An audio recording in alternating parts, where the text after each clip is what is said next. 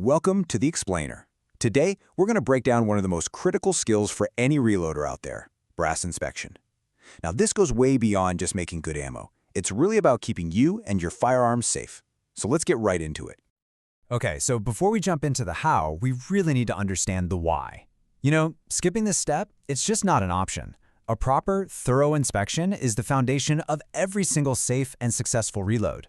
And believe me, this isn't just some theoretical risk. This quote right here comes from an experienced reloader, Eric P., who was prepping for a major competition. After getting years of good use from his brass, he suddenly had multiple case ruptures. This can happen to absolutely anyone, and the stakes, they're incredibly high. So this really raises the big question, right? How do you prevent a catastrophic failure? Well, the answer is a systematic, disciplined inspection process, and that's exactly what we're going to break down for you step by step right now. First things first, you just can't inspect what you can't see. Trying to check dirty brass is kind of like trying to read a book in the dark. It's pointless, and honestly, it's dangerous. That's why every inspection has to begin with a totally clean slate. So whether you tumble your brass or use one of those fancy ultrasonic cleaners, the goal is always the same. Get every last bit of carbon and gunk off of there. Once they're completely dry, spread them all out on a clean, well-lit surface. This is going to make sure you can see everything clearly and won't miss a single thing. And hey, don't just rely on your eyes alone.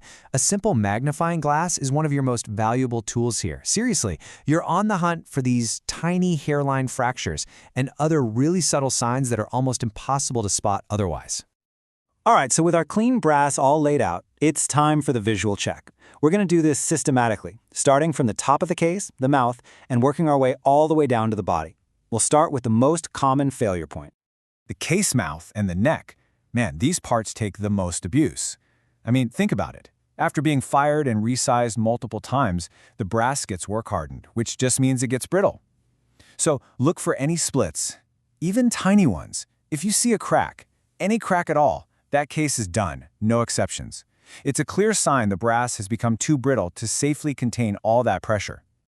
Now, on bottleneck rifle cases, you've got to pay super close attention to the shoulder. Little dimples can sometimes be a sign of too much lube or maybe improper headspace when you're resizing. And while, minor dents will often form out, any kind of significant fold or wrinkle means that case needs to be discarded. Next up is the body. And this is where your sense of touch is just as critical as your eyes. Go ahead and run your fingers along the entire case. Do you feel a bulge, especially down near the base? That's a huge warning sign. Also, keep an eye out for deep gouges, any of that green corrosion that's actually pitted the brass, or, any obvious damage, like it's been stepped on at the range. If you find any of that, toss it. Okay, so we've covered the common issues. Now, I want to focus on the single most dangerous warning sign, one that's often incredibly subtle and really easy to miss if you don't know what you're looking for.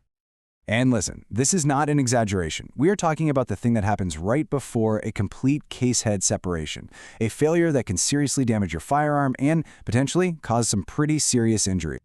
So what exactly is case head separation? Well, when a round is fired, the case expands to seal the chamber. But down near the base, the brass isn't fully supported, so it stretches. After you do this over and over, that area thins out until it just rips apart. When that happens, it releases thousands of PSI of hot gas backward, right towards you. This is the failure we are trying to prevent above all else. The key visual clue to look for is this faint, shiny ring near the base of the case. You know, the best description I've ever heard for it is that it looks like the stitching on a baseball. It's rarely a perfect, complete circle. Instead, you're looking for a sort of wavy, incomplete line that's telling you the brass is stretching thin and is about to fail. That's the million-dollar question, isn't it?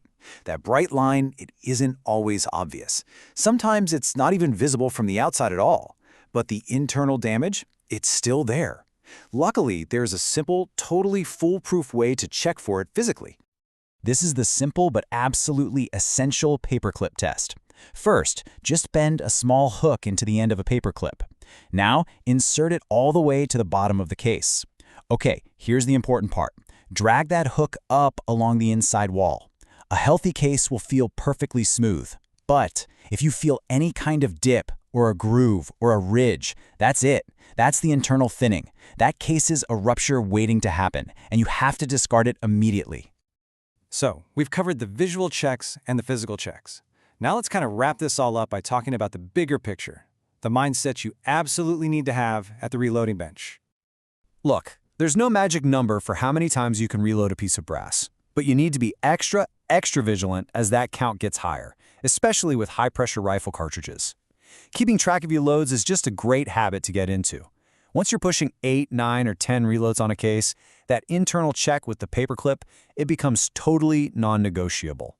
And one last critical check at the case head, the primer pocket. If you can push a new primer in with just your thumb, or if you look at a fired case and see black soot leaking around the primer, that means the pocket has expanded. It can't safely contain the pressure anymore. That case is officially retired. And all of this brings us to the single most important rule in all of reloading. This right here is the ultimate decider. Brass is a cheap, consumable component. Your firearm, your eyesight, your safety, those things are not. If you have any doubt whatsoever about a piece of brass, just throw it out. So I'll leave you with this question to think about. For you, what's that one final check, that one component you always put a little extra focus on? Because cultivating these safety habits, making them second nature, that's what truly defines a safe and responsible reloader.